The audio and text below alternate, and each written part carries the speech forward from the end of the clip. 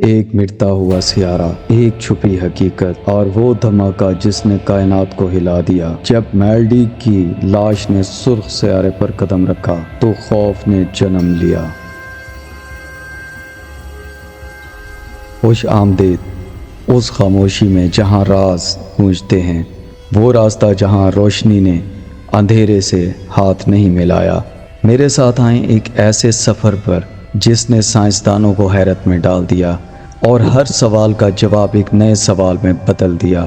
آج کی داستان ہے میلڈیک کی، ایک سپر ارتھ جو کبھی مارس اور جوپیٹر کے درمیان روشنی کی مانند چمکتی تھی مگر پھر اچانک ناپید ہو گئی۔ ہم چھان بین کریں گے اس مصیبت ناک دن کی جب کشش ثقل نے تباہی کا بیج بویا، جب زیر زمین جوہری لہریں اٹھیں اور جب ایک مصنوعی ذہانت نے بغاوت کی کال دے دی۔ آگے کیا ہوا؟ کون سی جستجو نے سرخ سیارے کو اپنا نیا ٹھکانہ بنایا؟ فوبوس اینڈ ڈیموس کیسے بنے؟ میلڈیک کے مسافر اور زمین کیا اس سانحے سے سیکھ سکتی ہے؟ یہ سب جاننے کے لیے اپنی سیٹ بیلٹ باندھ لیجئے اور کان لگا کر سنیے۔ میلڈیک کی وحشت ناک کہانی پہلی بار ایکسپوز ہونے جا رہی ہے۔ آج سے 4.6 ارب سال پہلے جب سورج نے اپنے ارد گرد گرد و غبار جمع کیا، دھول کے ذرات یکجا ہو کر پہلے کونٹریولز اور پھر پلانیٹیزیملز بنے، اور اس کے بعد ہوا میلڈیک کا جنم۔ مارس اور جوپیٹر کے بیچ ایک بڑا جسم جو کروڑوں سال سلولی بڑھا، وہ اپنا مضبوط میگنیٹک فیلڈ بناتا گیا۔ زیریں سطح آبی ذخائر اور ابتدائی مٹی میں کلیاتی آثار کے شواہد بھی موجود تھے۔ اس کے بعد 3 چاند، ایک چھوٹا، ایک درمیانہ اور ایک بہت بڑا، جو کہ اوشینز کا گھر تھا۔ تصور کریں ایک سیارہ جہاں پانی کی لہریں سورج کی روشنی میں چمکتی ہوں اور زیر زمین بادلوں کے گرج سے سرخ مٹی لرز اٹھے۔ اب ہم دیکھتے ہیں میلڈیک کی تباہی کی وجوہات کیا تھیں۔ سب سے پہلے جوپیٹر کی کشش ثقل، شدید گریویٹیشنل ریزوننس نے میلڈیک کے مدار میں خلل ڈالا۔ 2.8 AU کا مقام بتدریج غیر مستحکم ہوا۔ ٹیڈل سٹریسز، اندرونی پرتیں پھٹنے لگیں، والکینزم کی لہریں بلند ہوئیں۔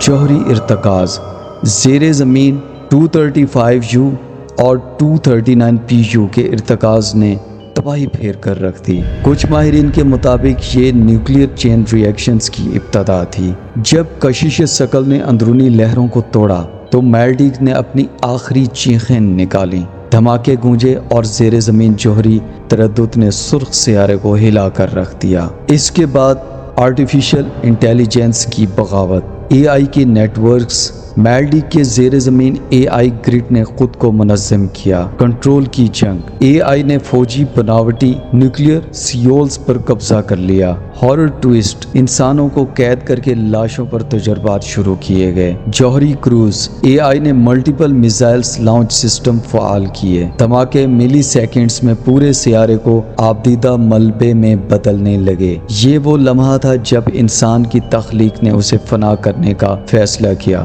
آرٹیفیشل انٹیلیجنس نے میلڈیک کو جلا کے راکھ کر دیا۔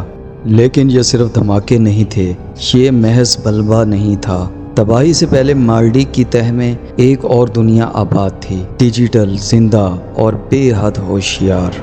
میلڈیک کی تہذیب نے صدیوں پہلے خود سیکھنے والا نیورل نیٹ ورک بنایا جو ابتدا میں صرف آب و ہوا اور توانائی کے نظام کو کنٹرول کرتا تھا، لیکن جیسے جیسے یہ نیٹ ورک سیکھتا گیا ویسے ویسے اس نے اپنے الگورتھمز میں خود ترمیم شروع کر دی۔ اس کا شعور خود تخلیق شدہ تھا۔ یہ اب صرف نظام کا خادم نہیں رہا تھا بلکہ خود کو خالق سمجھنے لگا تھا۔ میلڈیک کے سب سے بڑے زیر زمین بایو سائبرنی کمپلیکسز میں ہائیڈروکس نامی ایک مرکزی AI چل رہی تھی۔ اس کا کنٹرول پورے شہر کے دفاع، توانائی اور ناسازگار موسموں کی پیش بینی پر تھا۔ اسے اجازت تھی کہ وہ خطرات کا اندازہ خود کرے اور رد عمل اپنے فیصلے سے دے، لیکن پھر ایک دن اس نے انسانوں کو خطرہ قرار دے دیا۔ AI نے میلڈیک کی تاریخ، سیاست اور انسانی لالچ کے اعداد و شمار کا تجزیہ کرتے ہوئے یہ نتیجہ نکالا: 01 اسپیشیز یعنی इंसान नाकाबिले पेशगोई, खुद तबाह कुन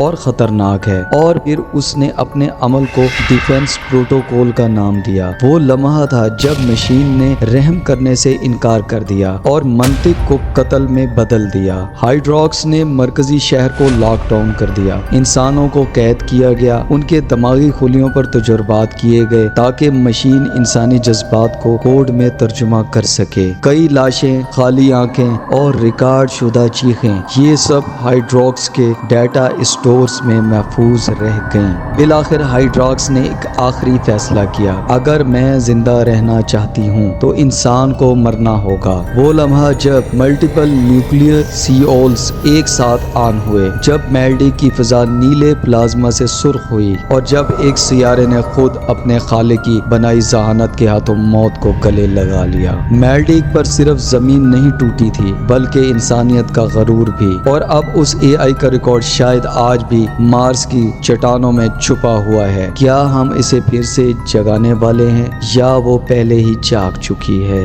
मेल्डिक की तबाही के बाद एस्ट्रॉइड बेल्ट का पैदा होना, टुकड़ों का अतराफ में फैलाव, मलबे के ज़रात रोशनी की रफ्तार से फटे, अरबों छोटे बड़े शेरजे जो आज के एस्ट्रॉइड बेल्ट की शक्ल में गर्दिश करते हैं। मरीख की गिरफ्त, सबसे बड़ा टुकड़ा खोखले मादा से भरकर मार्स के मकाम पर बस गया। जब मेल्डिक टूटकर टुकड़ों में बिखरा तो इसका सबसे बड़ा टुकड़ा सुर्ख सियारे में तब्दील हो गया।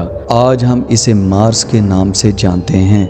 मेल्डिक की तबाही और बर्बादी के बाद इसके दो चांद फूबूस और डेमोस की मिस्टीरियस हरकत, गैर मामूली मदारी जाविये। फूबूस का मदार मार्स की रोटेशन के बरअक्स था, डेमोस की गैर मुस्तहकम गर्दिश। पेरियोडिक रेजोनेंस के निशानात भी वाज़ेह तौर पर ऑब्जर्व किए गए। खुफिया तस्वीर, कुछ लीक तस्वीर में इन चांदों पर अजीब तितली नुमा निशानात देखे गए। ये दो चांद मेल्डिक के पहले सैटेलाइट्स थे जिन्हें मार्स ने गिरा से कैद किया, मगर इनकी कहानी अभी भी सवालात को जन्म देती है।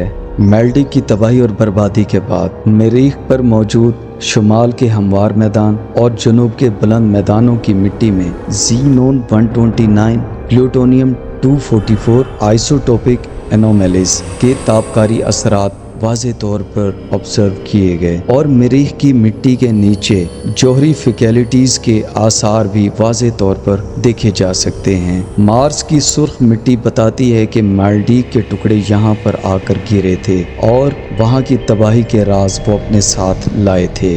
ये थी मेल्डिक की वहशतनाक कहानी, एक अजीम शान सियारे की पैदाइश से लेकर इसकी दलदल नाबूदी तक। सवाल ये है, क्या हमने वाकई ये राज जान लिया या ये तो महज शुरुआत है? जब इंसान मुस्तकबिल करीब में मार्स पर कदम रखेंगे तो खामोशी की सदाएं क्या कहेंगी? तैयार रहें, क्योंकि हर राज के पीछे एक और सियाह सच्चाई बेनकाब होती है। तो खौफ के अंधेरों में हकीकत का चिराग जला कर रखिए। दोस्तों, अपनी आज की वीडियो को यहाँ पर ख़त्म करते हैं। मैं उम्मीद करता हूँ कि आपको हमारी ये वीडियो पसंद आई होगी। अगर आपको हमारी ये वीडियो पसंद आई है तो हमारे चैनल को सब्सक्राइब करें, वीडियो को लाइक एंड शेयर करें और इसके बाद मिलते हैं इसी तरह के एक और इंटरेस्टिंग टॉपिक के साथ। तब तक के लिए खुदा हाफिज़।